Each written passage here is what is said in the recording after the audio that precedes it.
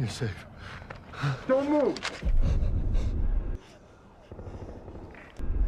My daughter's hurt. Her ankle. Stop right there! Hey, no one told you to move. Okay. Sir. We're not sick. We are not sick!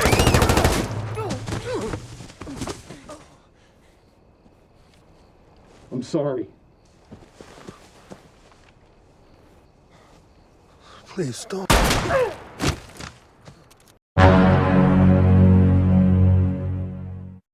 Halo bre, balik lagi di channel ini. Kali ini gua akan membahas film The Last of Us episode 1 dan episode kedua, yang dimana film ini menceritakan tentang awal mulanya kasus pandemi dari sebuah jamur.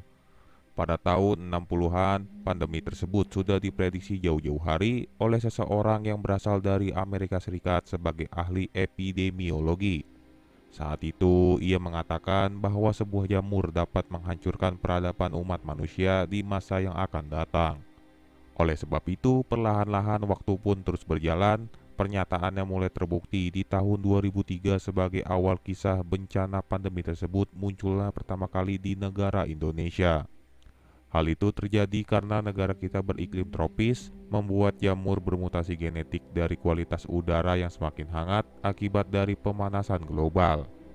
Sehingga 20 tahun berlalu usai kehancuran tersebutlah apa yang akan terjadi untuk kedepannya. Ingat, video ini mengandung spoiler, oke? Gak usah basa-basi, langsung saja ke filmnya.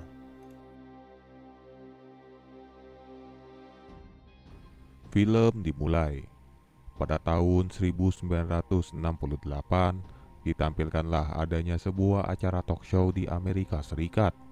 Saat itu, ketiga orang tersebut tengah membahas terkait potensi pandemi global yang bisa memusnahkan kehidupan manusia di masa depan. Hal itu diketahui dari pernyataan seorang ahli epidemiologi.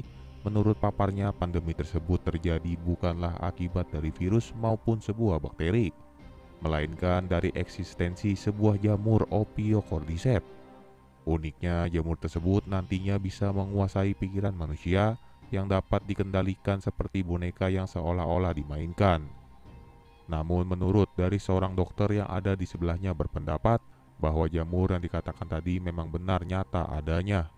Akan tetapi hanya bisa berpengaruh terhadap hewan jenis serangga, sehingga dinilai tidak masuk akal apabila sebuah jamur bisa menginfeksi manusia sampai seperti itu. Bahkan dirinya pun juga meyakini hal itu tidak akan pernah terjadi pada tubuh manusia. Walaupun faktanya memang benar adanya, sang ahli epidemiologi menegaskan bahwa jamur bisa berevolusi terhadap suhu udara. Tentunya hal ini membuat dirinya sangat takut apabila bumi terjadi pemanasan global berkepanjangan, yang dimana suhu bumi akan terasa lebih hangat, membuat jamur tersebut dapat bermutasi genetik untuk bisa menginfeksi pada tubuh manusia. Jikalau suatu saat itu sampai terjadi, tentu infeksinya akan menular dengan cepat ke setiap manusia ke manusia yang lain hingga yang terakhir hidup di dunia. Sehingga dipastikan pada saat itu manusia hanya bisa pasrah akan bertahan hidup dengan tidak adanya obat dan vaksin sebagai penangkalnya. Lantas pada momen tersebut, peradaban manusia modern akan dinyatakan musnah seutuhnya. Lalu singkat cerita, pada tahun 2003 di Indonesia, terdapat adanya seorang wanita tua tengah makan siang di restoran setempat. Tidak lama dirinya pun tiba-tiba dihampiri oleh seseorang yang diduga itu adalah Jenderal TNI. Sehingga dirinya pun langsung dibawa oleh mereka ke tempat laboratorium di Kementerian Kesehatan. Dikarenakan dirinya tersebut sebagai ahli mikologi dari Universitas Indonesia, yang kehadirannya itu diperlukan untuk mengidentifikasi adanya jamur misterius yang bersemayam di dalam jenazah seorang perempuan. Kemudian setelah ia cek and recheck, ditemukanlah adanya jamur di dalam tubuhnya jenis jamur Ophiocordyceps, yang dimana jamur tersebut sudah bermutasi genetik menginfeksi tubuh manusia. Artinya sudah terbukti dengan jelas bahwa prediksi 35 tahun yang lalu kini muncul ada di depan mata mereka. Lantas wanita tua itu pun menyarankan sang jenderal untuk segera melakukan pengeboman di setiap kota di wilayah Indonesia. Disebabkan hanya itulah jalan satu-satunya yang dapat dilakukan untuk mencegah penyebaran lebih luas. Karena siapapun itu yang telah terinfeksi tidak akan bisa disembuhkan ataupun diberikan vaksin sebagai obat penangkalnya sekalipun. Sementara itu, di sisi lain di negara Amerika Serikat, terdapat adanya sebuah keluarga kecil dari seorang pria duda bernama Jules Miller yang hidup bersama dengan anak gadisnya bernama Sarah. Pada saat itu, ketika mereka sedang sarapan pagi, tiba-tiba terdengar berita siaran di radio tentang adanya kekacauan besar terjadi di Indonesia. Sehingga mereka pun hanya bersikap biasa saja sesudah mendengar berita tersebut, dikarenakan belum menyadari apa yang sebenarnya terjadi di Indonesia. Lalu beberapa saat kemudian, ketika Sarah sehabis pulang sekolah, dirinya pun sempat mampir ke toko jam untuk memperbaiki jam tangan ayahnya yang rusak. Akan tetapi di sela menunggu, ia malah tiba-tiba disuruh pulang oleh sepemilik toko, yang terlihat dari raut wajahnya seakan-akan menyembunyikan sesuatu yang telah terjadi di kotanya. Lalu setibanya pulang di komplek perumahannya tersebut, ia pun sempat mampir dahulu ke rumah tetangga di sebelahnya. Hal itu disengaja karena ingin meluangkan waktu senggang sembari menunggu ayahnya pulang. Namun rupanya seisi rumah itu tidak menyadari adanya keanehan dari salah satu anggota keluarga tetangganya. Kemudian karena sudah menginjak waktu di sore hari, dirinya pun pamit ingin kembali ke rumahnya. Sehingga pada malam hari, Sarah pun tetap menunggu kepulangan ayahnya di ruangan TV hingga sampai larut malam.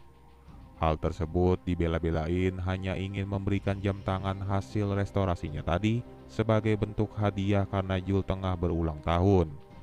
Maka di sela itulah tiba-tiba adiknya Jul menelpon meminta bantuan karena dirinya ditahan polisi akibat rokes di sebuah bar.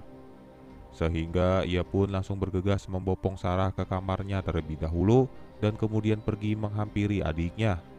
Sesaat beberapa jam berlalu, Sarah pun terbangun mendengar suara gaduh di langit atas rumahnya. Seketika dirinya pun menjadi penasaran, malah bertemu dengan seekor anjing dalam keadaan yang ketakutan. Sontak dirinya pun kembali mampir ke rumah tetangganya yang tadi untuk menanyakan sesuatu. Sehingga ia terkejut melihat tetangganya tergeletak bersimbah darah akibat diserang oleh salah satu keluarganya yang sudah terinfeksi. Namun sangat beruntung Jul dan adiknya tersebut datang tepat waktu bisa menolong si Sarah. Kemudian mereka pun langsung buru-buru cabut dari komplek rumahnya untuk mencari tempat yang lebih aman. Di sela perjalanan, mereka berdua pun mencoba menenangkan Sarah yang masih panik atas peristiwa yang dilihatnya tadi. Sehingga Jul meyakinkannya agar tetap rileks bahwa mereka akan baik-baik saja.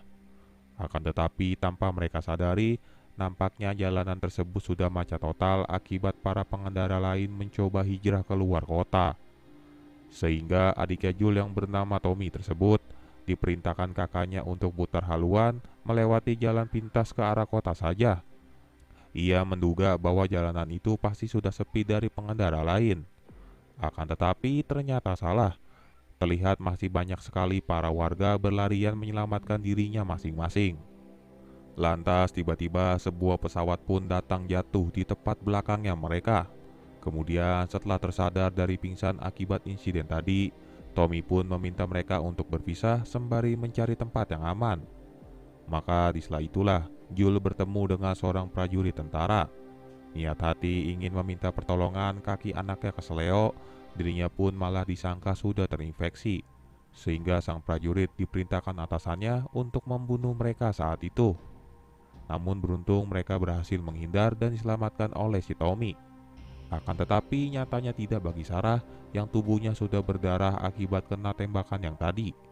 Hal itu membuatnya tidak tertolong menghembuskan nafas terakhirnya. Lalu pada 20 tahun kemudian sejak peristiwa tersebut, terlihatlah pemandangan kota sudah hancur berantakan. Si Jul hidup dalam naungan organisasi yang bernama Fedra, yang dimana masih dipegang kendali oleh pemerintah pusat secara otoriter. Namun berbeda nasib dengan si Tommy yang kini hidup berjauhan yang membuat mereka sekarang terpisah. Sehingga pada di tahun-tahun tersebut, membuat Yul merasa tidak tenang mencari cara agar bisa keluar dari wilayah Fedra untuk mencari adiknya. Hal itu pun juga ternyata dibantu oleh pasangannya yang bernama Tess. Pada suatu momen, mereka berdua pun mulai bergerak mencari jalan keluarnya. Akan tetapi saat begitu di tengah jalan, mereka dikejutkan dengan penemuan beberapa mayat berserakan di dalam rumah tersebut. Sehingga setelah ditelusuri, ternyata mereka bertemu dengan pimpinan organisasi Fireflies yang bernama Marlin.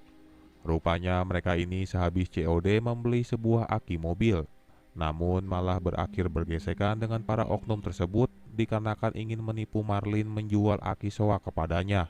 Sehingga nampaknya Joel sudah mengenalinya karena diberitahu si Tommy karena ia sudah bergabung dengan organisasi Fireflies, yang dimana organisasi ini dibentuk sebagai kelompok revolusioner anti pemerintah, disebabkan sifatnya yang otoriter suka memperlakukan orang seenak jidat.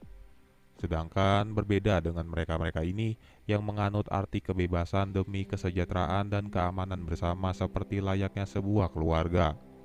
Lalu pada saat itu, rupanya Marlin sudah mengetahui niat mereka yang ingin mencari si Tommy.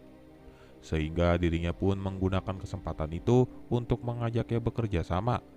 Yang dimana si Marlin meminta tolong untuk mengantarkan gadis tersebut yang bernama Ellie ke markas besarnya.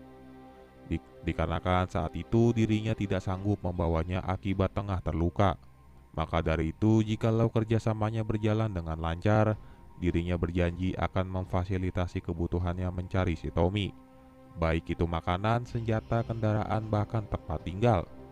Tentu saja hal itu langsung mereka setujui karena adanya keuntungan besar bagi mereka berdua. Singkat waktu, pada malam harinya, mereka bertiga pun mulai bergerak dengan berhati-hati dari pantauan para penjaga keamanan. Akan tetapi, akhirnya kehadirannya pun tetap disadari oleh salah satu petugas keamanan yang sedang bersantai. Sehingga mau tidak mau terpaksa harus berlutut untuk diperiksa suhunya apakah terinfeksi atau tidak. Namun terlihat si Ellie malah gelisah dan ketakutan. Akibatnya dengan nekat menyerang petugas tersebut secara tiba-tiba. Lantas situasi pun kini berubah menjadi sangat menegangkan. Akan tetapi pada momen itu membuat Joel teringat kembali pada peristiwa 20 tahun yang lalu, melampiaskan dendamnya kepada petugas tersebut hingga ia berakhir meninggal dunia. Maka dari insiden itu terkuaklah alasan Ellie melakukan perlawanannya tadi karena takut ketahuan memiliki tanda bekas gigitan di lengannya. Hal itu dijelaskan baik-baik oleh Ellie bahwa tubuhnya kebal dari infeksi jamur Ophiocordyceps. Lalu karena situasinya dinilai kurang tepat untuk berdebat, mereka pun menghiraukan topik tersebut sementara waktu supaya bisa melarikan diri terlebih dahulu. Maka di pagi harinya, nampak mereka mengawasin Ellie dari belakang karena takut sewaktu-waktu tiba-tiba dirinya berubah. Namun Ellie kembali menegaskan sekali lagi bahwa lukanya itu sudah berjalan beberapa minggu, sehingga meminta mereka tidak usah ketakutan sampai begitunya. Lantas, Tess mencoba menanyakan rencana Marlin terkait maksud dan tujuan mengantarkannya ke markas Fireflies.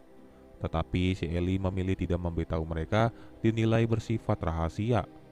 Namun Joel mencoba menebak pastinya si Ellie ingin dijadikan bahan eksperimen dikarenakan imun dan tubuhnya terbukti kebal, yang berarti akan dibuatkan obat ataupun vaksin. Sehingga jika itu semua benar, dirinya merasa tindakan ini akan sia-sia, meminta Tess agar lebih baik fokus mencari Tommy saja. Sebab dirinya sudah mengetahui itu sejak lama, bahwa Fireflies memiliki proyek untuk menciptakan obat dan vaksin. Namun hingga saat ini selalu saja gagal dengan banyaknya nyawa yang dikorbankan. Akan tetapi Tess mempunyai pikiran lain, meminta Joel supaya tetap mengantarkannya saja, siapa tahu kali ini mendapatkan hasil yang terbaik untuk dunia. Akhirnya Joel pun hanya bisa pasrah menurutinya dan kembali memilih melanjutkan perjalanannya menuju arah barat kota. Lalu seiring dengan berjalannya waktu, rupanya mereka menemukan kendala dengan adanya banyak orang terinfeksi di bawah sana. Sehingga karena tidak mau mengambil resiko besar, mereka pun terpaksa harus melewati jalan lain ke bangunan gedung museum.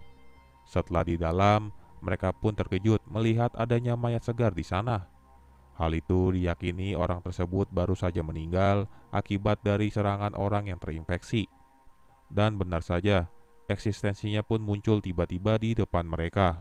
Sebagai informasi, orang yang disebut mirip zombie itu memiliki julukan sebagai clicker, disebabkan sudah terinfeksi puluhan tahun yang membuatnya bermutasi hingga area wajahnya ditubuhi jamur. Sehingga hal itu berdampak buruk terhadap penglihatannya, akan tetapi insting pendengarannya sangatlah tajam. Maka sebagian manusia yang selamat akan sangat takut bertemu dengannya, dikarenakan untuk melarikan diri kemungkinannya sangatlah kecil. Namun pada saat itu mereka bisa mengalahkan dua clicker sekaligus dengan selamat. Kemudian sesudah pertempuran hebat tersebut, mereka pun kembali lagi melanjutkan perjalanannya. Akan tetapi sembari memantau Ellie untuk berjaga-jaga. Sehingga setelah sesampainya di tempat singgah markas Fireflies, mereka pun tidak melihat adanya tanda-tanda kehidupan di sana. Lantas setelah dicari tahu, ternyata mereka semua telah meninggal dunia saling membunuh akibat salah satunya ada yang terinfeksi. Kemudian dengan anehnya, si Tess tiba-tiba menjadi orang gelisah dan ketakutan, meminta Joel dan Ellie untuk segera kabur dari sana. Tentu saja hal itu gerak-geriknya membuat Ellie merasa curiga, jangan-jangan dirinya sudah terinfeksi. Sontak mendengar hal itu membuat Joel merasa tidak percaya. Sehingga Tess mengakui bahwa ia mendapatkan luka gigitannya tersebut didapatkan sehabis melawan clicker tadi. Lantas dirinya pun menitipkan pesan kepada Joel untuk membawa Ellie ke tempat teman lamanya mereka segera mungkin. Disebabkan pikirannya tersebut yang sudah terkoneksi mengetahui adanya beberapa orang terinfeksi yang datang hendak memburu mereka berdua. Sehingga mereka pun langsung pergi meninggalkannya seorang diri. Maka pada momen tersebut ia pun menggunakan kesempatan itu untuk mengakhiri hidupnya di sana. Dan film pun berakhir. Bagi kalian yang ingin menontonnya, silakan ditonton saja bre, oke? Gua juga udah upload beberapa video di channel ini. Silakan dicek dan ditonton juga bre. Jangan lupa di like, komen, dan subscribe. Lalu nyalakan tombol notifikasinya biar kalian tidak ketinggalan video baru dari gua ya. Oke, bye.